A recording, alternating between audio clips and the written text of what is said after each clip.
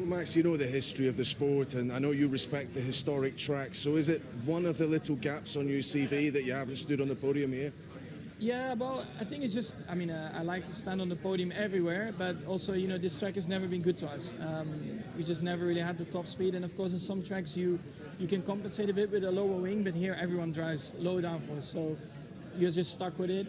And that's why I think in the last few years, we've never really been competitive here. Plus, this was always a track where we also had to take like engine penalties and stuff, and that's why also, I guess, it never really helps to be on the podium or to get to the podium.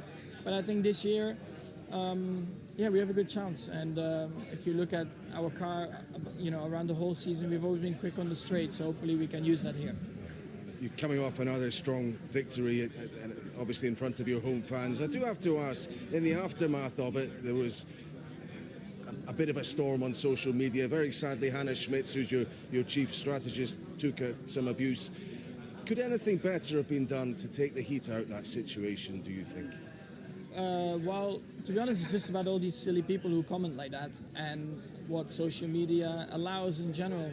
I think, hate happens in every type.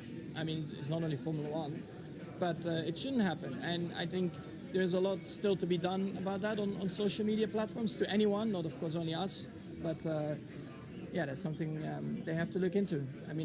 We can't change that. We are not in charge of that, but they definitely can work something out. And of course, very easily done online. People just be on their phone or laptop or whatever. But these things, they shouldn't happen anymore. We should remember the whole weekend is a great atmosphere and a great race, I think, because it was not. Yeah, I think it was quite exciting. You never really knew what was going on, who was going to win the race, and that's what it should be remembered about. Okay, one last thing. How do you size up where the opposition are at the moment? Did Mercedes surprise you, the performance level they produced at Zandvoort? Are they beginning to emerge as maybe your closest challengers? I knew they were going to be strong in Zandvoort just because of high downforce tracks. They are competitive. I think it just depends a bit on the track layout as well. So here, very difficult to say who is going to be the most competitive. From my side, we have good confidence that we can be really competitive, because of the straights.